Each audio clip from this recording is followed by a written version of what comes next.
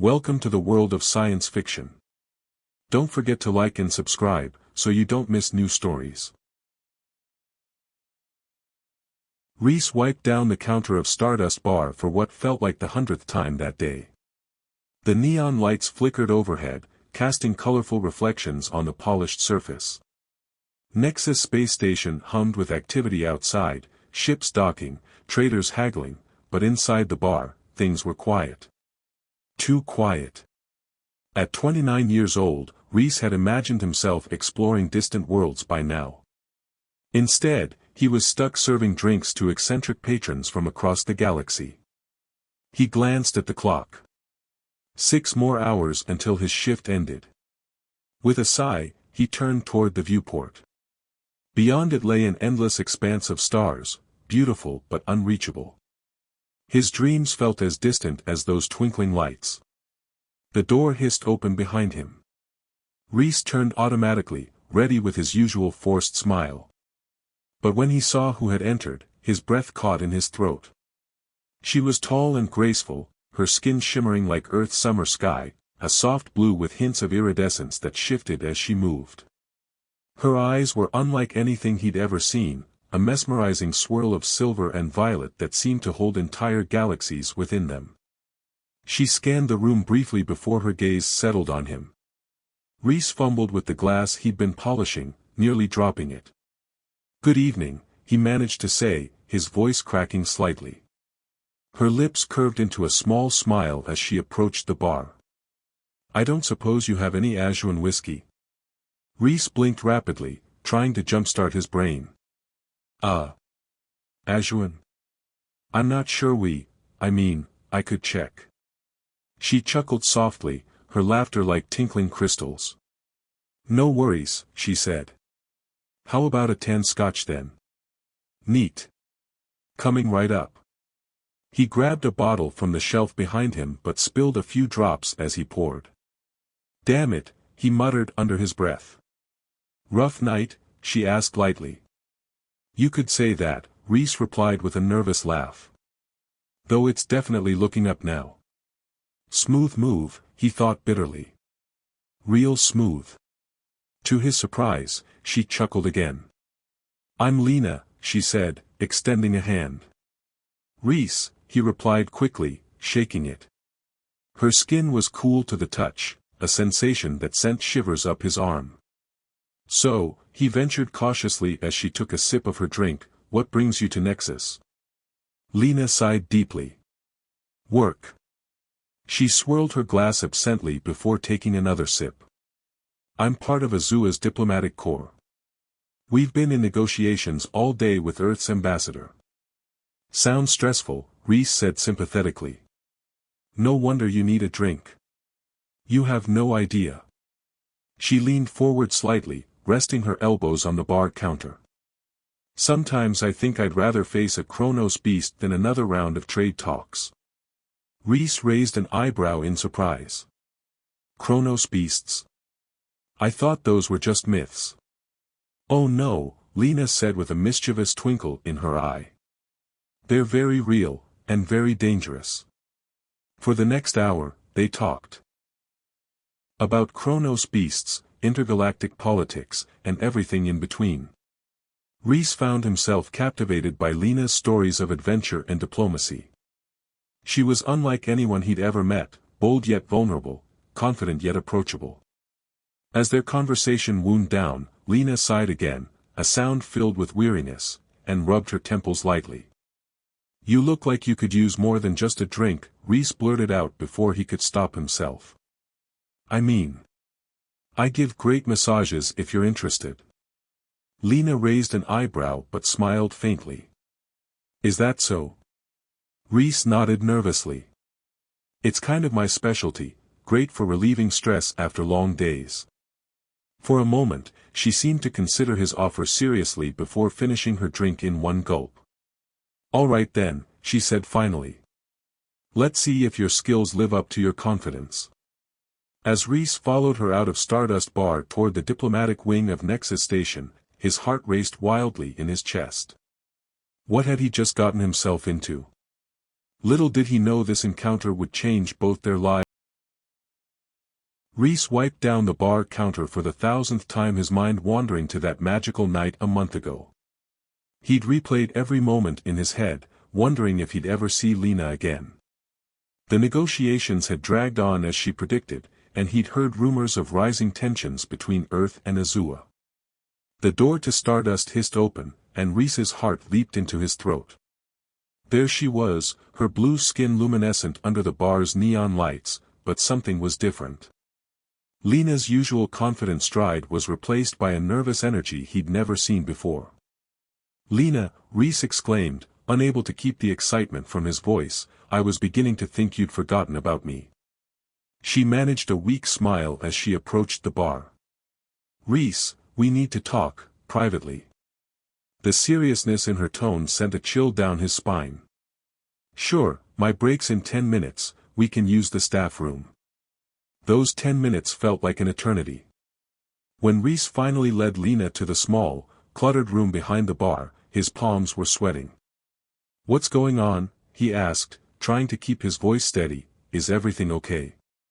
Lena took a deep breath, her silver-violet eyes meeting his. "Reese. I'm pregnant. And you're the father." The world seemed to tilt on its axis. Reese gripped the edge of a nearby table to steady himself. That's impossible.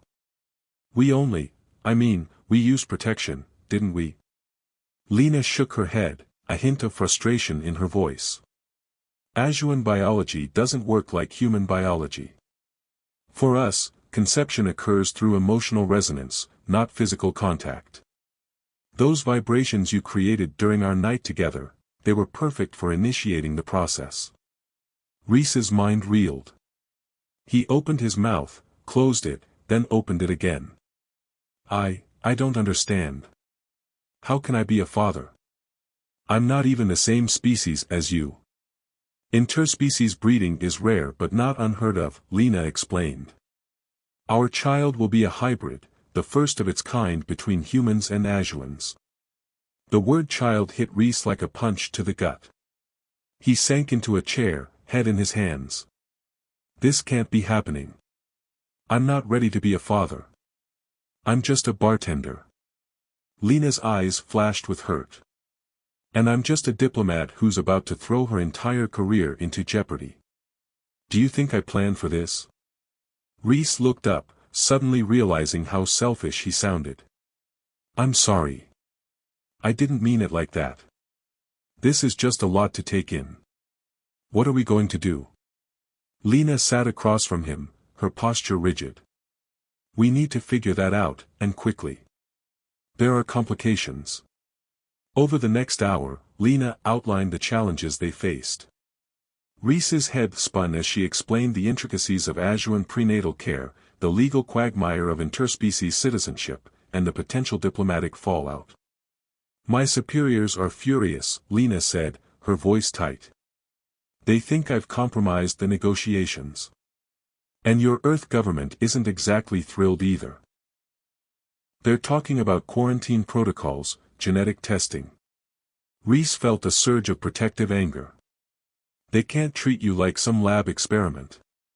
I won't let them." Lena's expression softened slightly. "I appreciate that, Reese, but this is bigger than just us now. Our child could be seen as a threat or an opportunity, depending on who you ask." As the reality of their situation sank in, Reese found himself pacing the small room. "We need to tell my parents," he said, running a hand through his hair. "They're not going to take this well." Lena nodded grimly. "Neither will mine. My family has served in the diplomatic corps for generations. They're not going to be thrilled about me having a child with a nobody."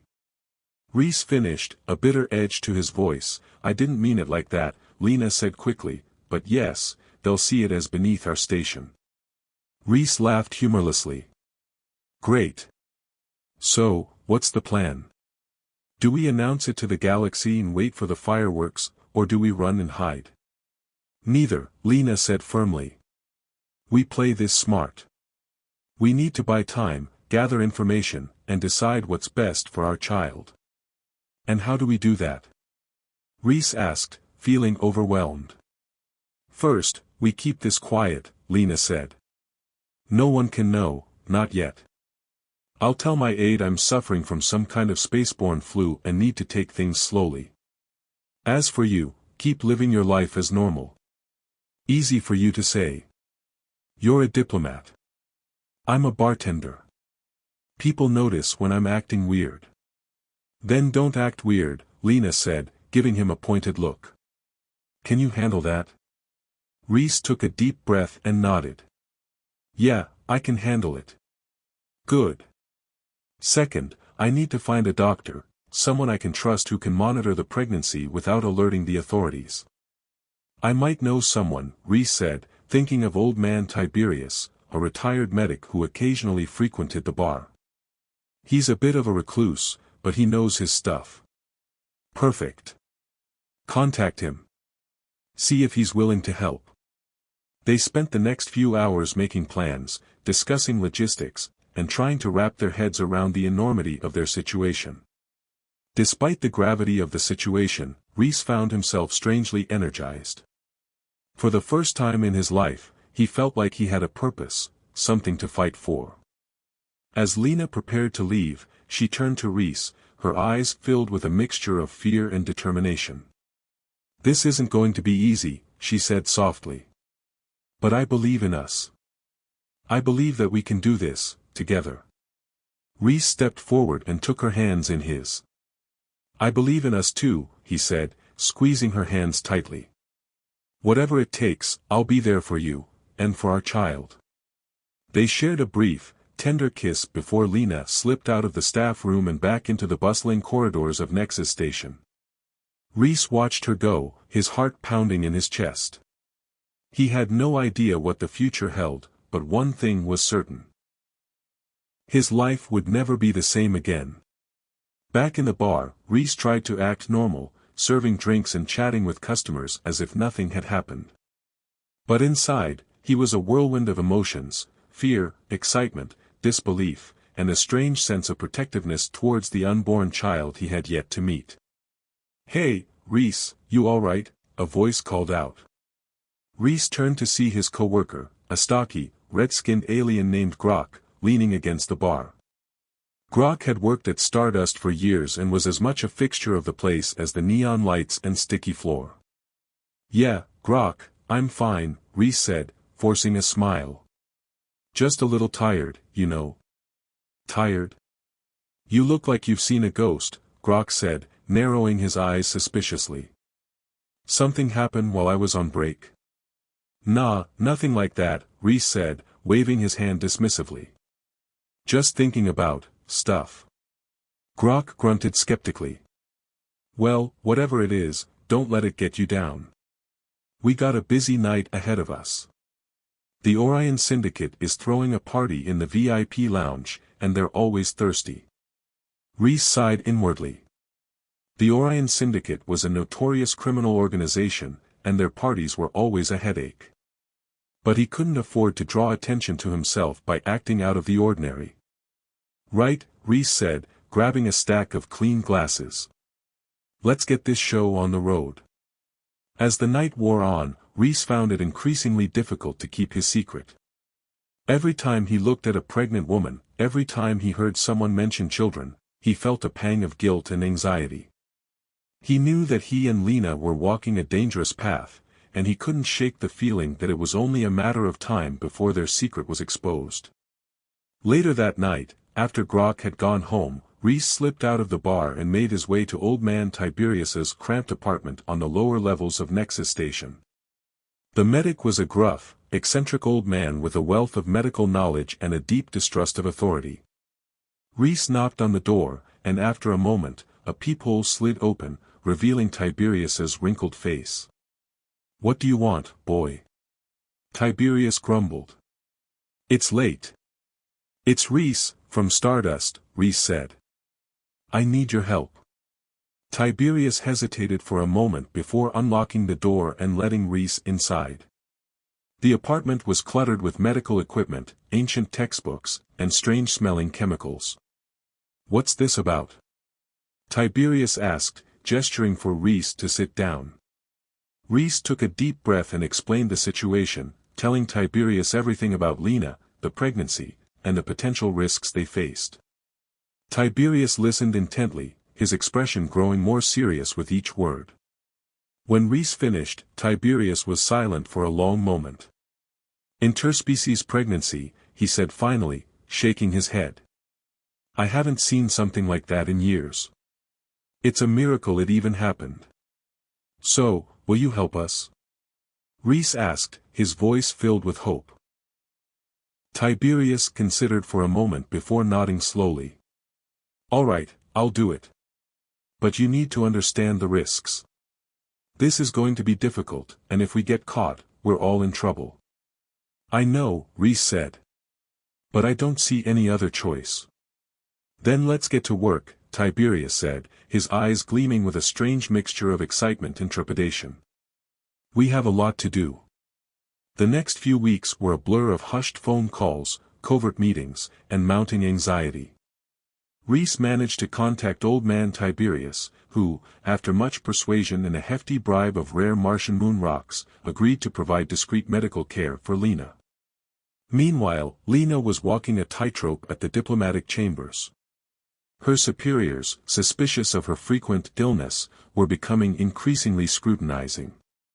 Every meeting felt like an interrogation, every glance a potential accusation. One morning, Lena summoned Reese to a secluded corner of Nexus Station. Her face was pale, her eyes wide with fear. I've been summoned to a private meeting with Ambassador Forlack, she whispered. He knows something, Reese. I can feel it. Ambassador Forlack was Lena's direct superior, a stern, imposing Azuan with a reputation for ruthless efficiency. He was also a staunch traditionalist who believed that interspecies relationships were an abomination. What are you going to do? Reese asked, his heart pounding in his chest. I have to go, Lena said. If I refuse, it'll only confirm his suspicions. But I don't know what he'll do. He could have me arrested, deported. He won't touch you, Reese said fiercely, taking her hands in his. I won't let him. You can't protect me from this, Reese, Lena said, her voice trembling. This is Azuan politics. It's out of your hands. Then we'll find a way to make it our hands, Reese said stubbornly. We have to be proactive. We can't just sit around waiting for them to make a move. And what do you suggest we do? Lena asked, a hint of desperation in her voice. I don't know yet, Reese admitted. But I'm not going to let them take our child away from us. As Lena headed towards her meeting with Ambassador Forlack, Reese frantically tried to come up with a plan. He knew that they were running out of time. If the Azuan government found out about the pregnancy, they would stop at nothing to control the situation. While Lena was facing her own challenges, Reese knew he had to tell his parents about the baby. He dialed their number, his stomach twisting with apprehension. His parents lived on a small agricultural colony on Mars and had always dreamed of him settling down with a nice human girl and starting a family. The video screen flickered to life, revealing his mother's smiling face. Reese, darling. It's so good to see you. How's Nexus? Hey, Mom, Reese said, forcing a smile. Everything's fine. And how's that job of yours? His father chimed in, his face appearing next to his mother's.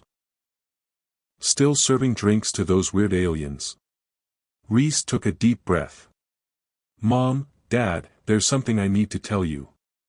He launched into his story, explaining everything about Lena, their connection, and the unexpected pregnancy. As he spoke, his parents' smiles slowly faded, replaced by expressions of disbelief and concern. An alien, his mother said finally, her voice barely a whisper. Reese, are you sure about this? Mom, I know it's a lot to take in, but I'm serious. Lena's a good person, and she's carrying my child. But she's not human, his father said, shaking his head. What will the child be like?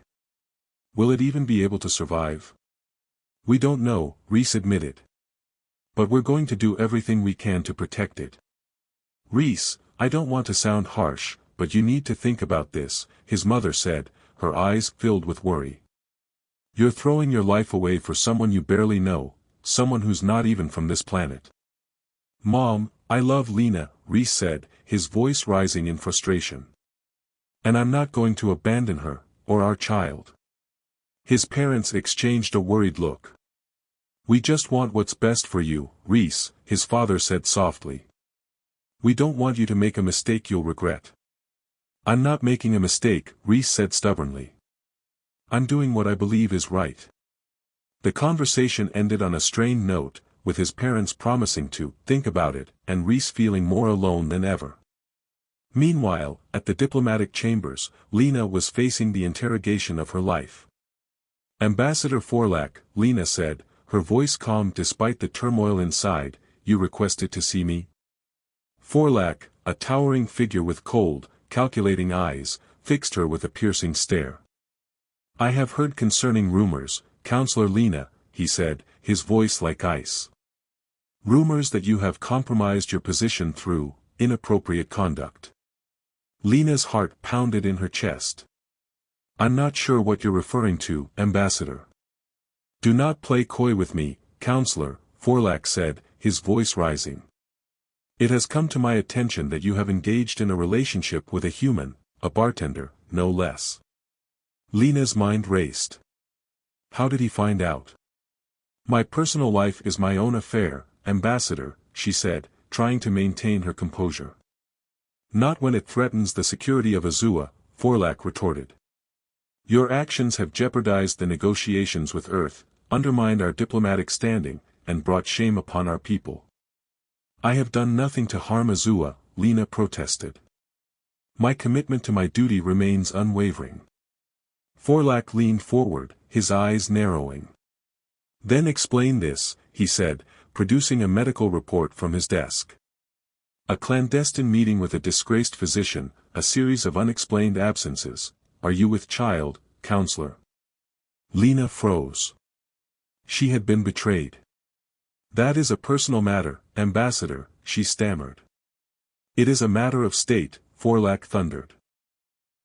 An interspecies pregnancy is a scandal of the highest order. You have disgraced your family, your people, and your position. I love the father of my child, Lena said, her voice trembling. He is a good man. Forlack sneered. Love? Sentimental drivel. You have allowed your emotions to cloud your judgment. You are unfit to serve Azua. What are you going to do? Lena asked, her eyes filling with tears. I am placing you under house arrest, effective immediately, Forlack said. Pending a full investigation.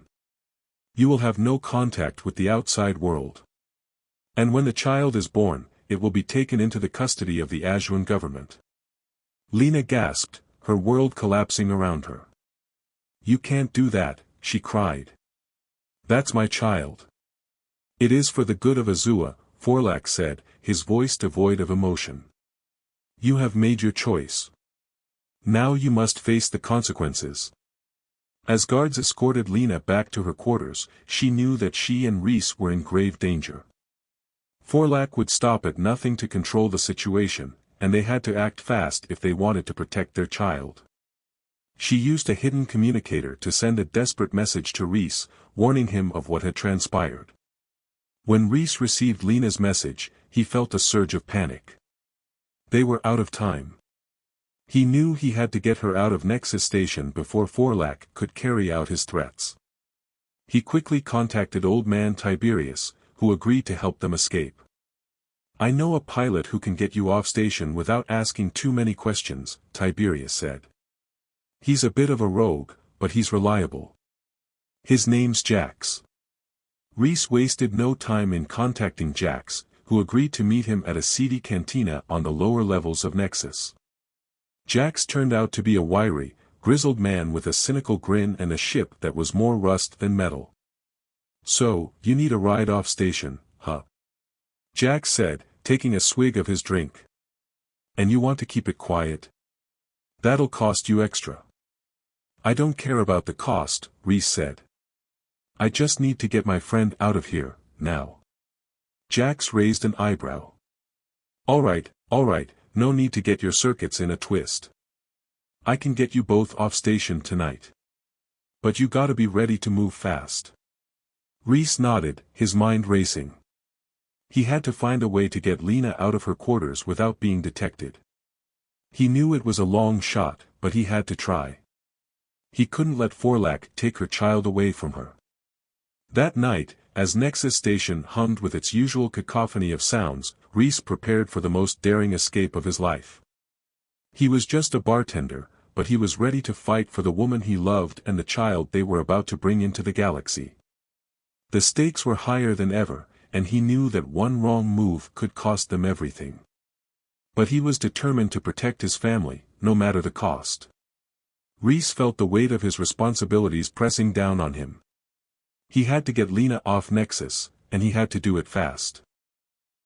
He met Jax at the Cantina, a dingy establishment filled with unsavory characters from across the galaxy. Jax, true to his reputation, was a man of few words and even fewer scruples, but he had a ship and a willingness to help, for the right price. All right, bartender, Jax growled, I've got a modified freighter docked in Bay 17. It's not pretty, but it'll get you where you need to go. Be there by midnight. And bring the credits. Reese nodded grimly, handing Jax a data pad containing the agreed-upon sum. It was a significant chunk of his savings, but he didn't care. He would have paid anything to ensure Lena's safety. With the arrangements made, Reese raced back to Stardust, his mind churning with possibilities. He needed a plan, a way to get Lena out of her quarters and onto Jax's ship without alerting the authorities. Meanwhile, Lena was a prisoner in her own home. Ambassador Forlac had placed her under strict house arrest, with guards stationed outside her door around the clock. She felt helpless and isolated, cut off from the world and terrified for the future of her child. Desperate, Lena reached out to her loyal aide, a young Azuan woman named Lyra. Lyra had always admired Lena's courage and integrity, and she was appalled by Forlac's heavy-handed tactics. Risking her own career, Lyra agreed to help Lena. Ambassador Forlac has ordered me to monitor your communications, Lyra said during a clandestine visit. But I can create a diversion, a brief window of opportunity for you to slip away.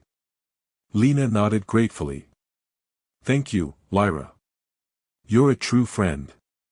Together, they devised a plan. Lyra would tamper with the security system, disabling the cameras and alarms for a few precious minutes. During that time, Lena would sneak out of her quarters and make her way to the docking bay where Jax's ship was waiting. As midnight approached, Reese waited anxiously near the diplomatic wing, his heart pounding in his chest. He had managed to get a maintenance uniform from a sympathetic contact, hoping it would help him blend in with the station's personnel. Suddenly, his comm beeped. It was Lena. The diversion is in place, she whispered. I'm on my way. Reese took a deep breath and started moving towards Lena's quarters. He passed a group of guards, his pulse racing, but they didn't give him a second glance. The uniform seemed to be working.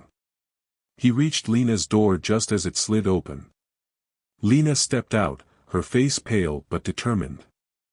She was wearing a simple tunic and cloak, trying to appear inconspicuous. Reese, she said softly, her eyes filled with relief. You came. I told you I would, he replied, taking her hand. Let's go. They moved quickly through the corridors, sticking to the shadows and avoiding any contact with station personnel. The tension was palpable, and every creak and groan of the station seemed to amplify their anxiety. As they approached the docking bay, they encountered a patrol of Azuan guards. Reese and Lena froze, their hearts sinking. They were cornered. Halt, the lead guard barked, his weapon raised. Identify yourselves. Reese knew they were out of options. He stepped in front of Lena, shielding her with his body. We're just maintenance workers, he said, trying to sound nonchalant. We're on our way to fix a faulty power conduit. The guard narrowed his eyes, suspicion etched on his face. Let me see your identification. Reese reached for his data pad, his mind racing. He knew that if the guards scanned his ID, they would be exposed. He had to think fast. Suddenly, a loud explosion rocked the station. The lights flickered, and alarms blared. The guards turned their attention to the commotion, their faces etched with confusion. "What was that?" one of the guards exclaimed. "Never mind that," the lead guard snapped. "We need to investigate. You two, stay here." But Reese and Lena didn't wait. As soon as the guards turned their backs, they sprinted towards the docking bay, their adrenaline pumping.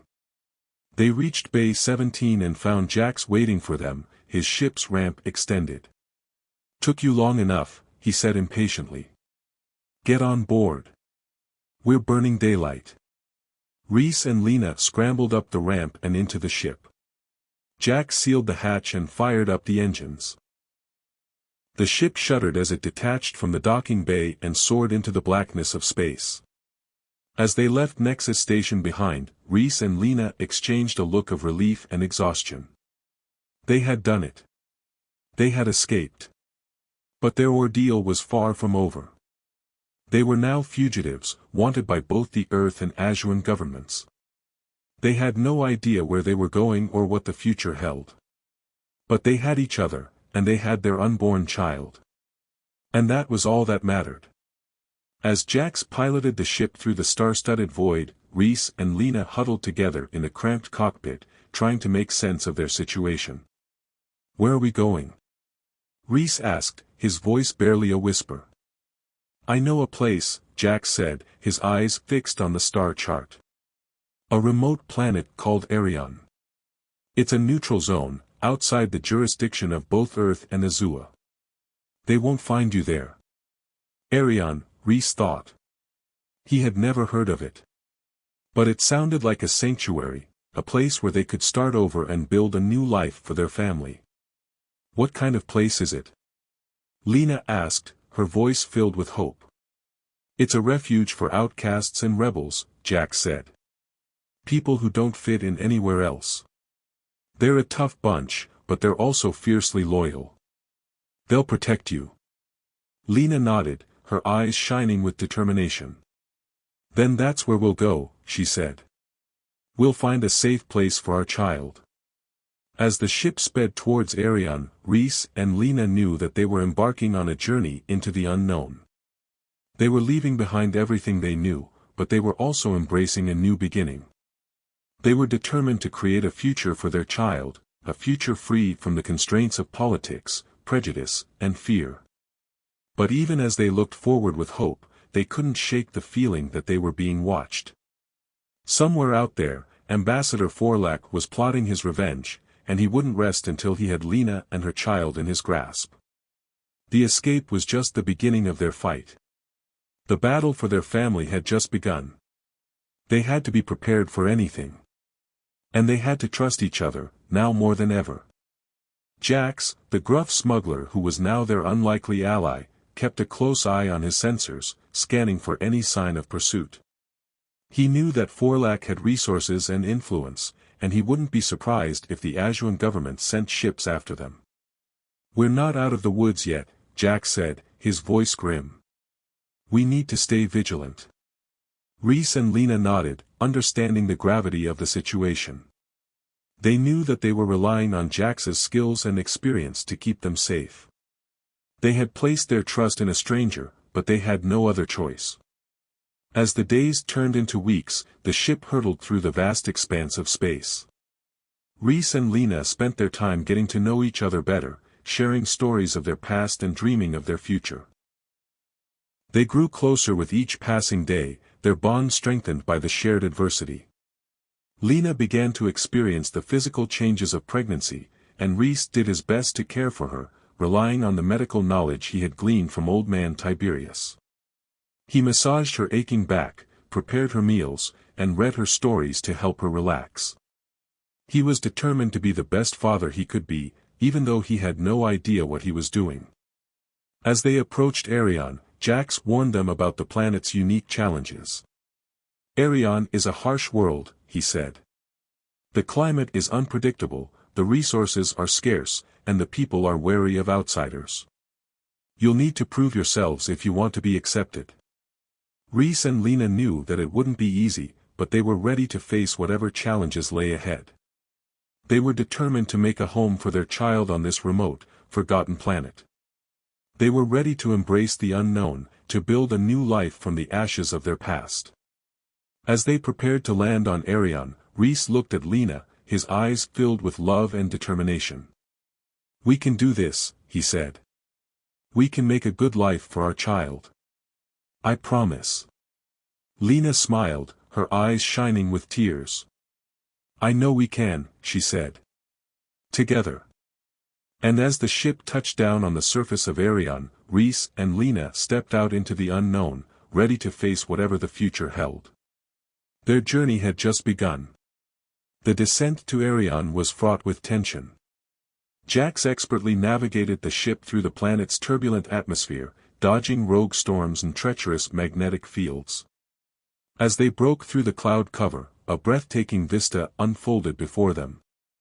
Arion was a world of vibrant colors and stark contrasts, lush green valleys nestled between towering, jagged mountains, and crystal blue rivers snaking through a landscape dotted with strange, alien flora.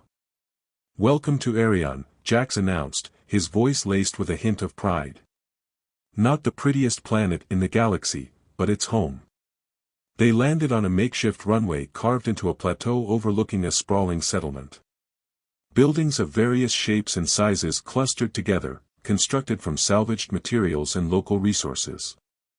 A diverse crowd of people milled about, their faces etched with hardship but their eyes filled with resilience.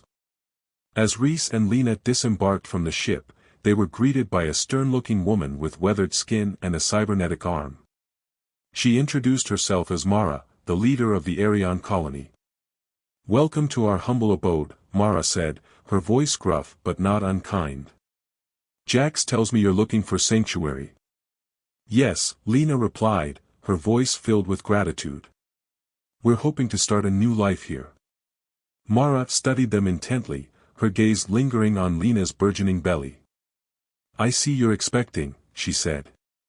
"Children are always welcome on Arion. But you need to understand that life here is not easy. We have limited resources, and we have to work together to survive." "We're willing to do whatever it takes," Reese said, his voice firm. "We just want a safe place for our child." Mara nodded slowly. "All right," she said. "I'll give you a chance. But you need to prove yourselves to the community. We don't tolerate freeloaders or troublemakers."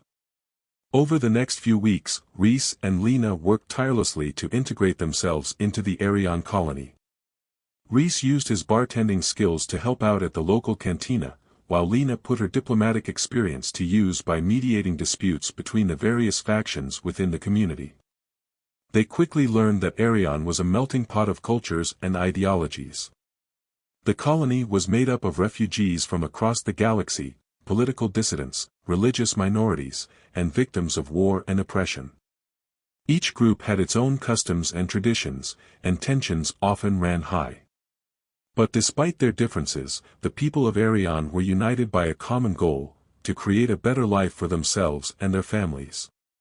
They had all been rejected by their own societies, and they had found solace and acceptance on this remote, forgotten planet.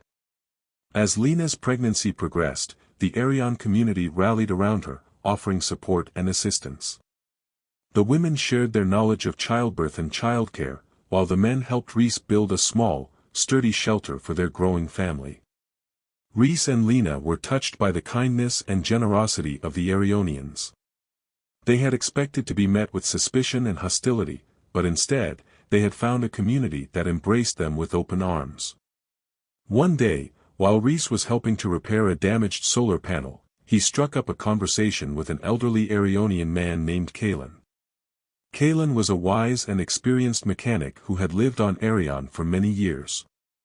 "So, you're the human who knocked up the Azuran diplomat," Kalen said, a twinkle in his eye. "That's quite a story." Reese chuckled nervously. "It's been a bit of a whirlwind," he admitted. Well, let me give you some advice, Kalen said, his voice growing serious. Life on Arion is all about community. We may come from different worlds, but we're all in this together. If you want to survive here, you need to learn to trust each other and work together. Reese nodded, taking Kalen's words to heart. He knew that he and Lena had a lot to learn, but they were determined to make a success of their new life on Arion. As the weeks turned into months, Lena's due date drew closer. Old man Tiberius had managed to send a package of medical supplies and instructions from Nexus. The entire colony was filled with anticipation. They had all come to see Lena's baby as a symbol of hope and unity, a testament to the power of love and acceptance. Finally, the day arrived when Lena went into labor. The women of the colony gathered around her, offering comfort and support. Reese paced anxiously outside the shelter, his heart pounding in his chest. After hours of labor, Lena gave birth to a healthy baby girl. The child had blue skin like her mother, but she also had Reese's warm brown eyes and a tuft of sandy blonde hair. She was the first human-Azuran hybrid ever born, a living symbol of the potential for unity between species. As Reese held his daughter in his arms, he felt a surge of love and protectiveness. He knew that she would face challenges and prejudices in her life, but he was determined to raise her in a world where she would be accepted and loved for who she was. They named her Lyra, after Lena's brave aide who had helped them escape Nexus. The name meant hope in the ancient Azuran language. The birth of Lyra was a joyous occasion for the entire Arion colony. They celebrated with a feast and a dance, reveling in the miracle of life and the promise of a brighter future. As Reese looked around at the faces of his new friends and neighbors, he realized that he had finally found a place where he belonged. He had come to Arion as a fugitive, but he had found a home. He had come seeking sanctuary, but he had found a community. He knew that their journey was far from over. They would still face challenges and hardships, but they would face them together. They were a family, bound by love, loyalty, and a shared commitment to creating a better world for their children. As the sun set over Arion, casting a warm glow over the landscape, Reese held Lyra close to his chest and whispered a promise into her ear. "I will always protect you," he said. "I will always love you. And I will always be here for you. You are my daughter, and you are the hope of a new world." And as Lyra cooed softly in his arms, Reese knew that he had finally found his purpose in the galaxy. He was no longer just a bartender dreaming of adventure. He was a father, a husband, and a member of a community that was striving to build a better future for all. He was home. And he wouldn't have it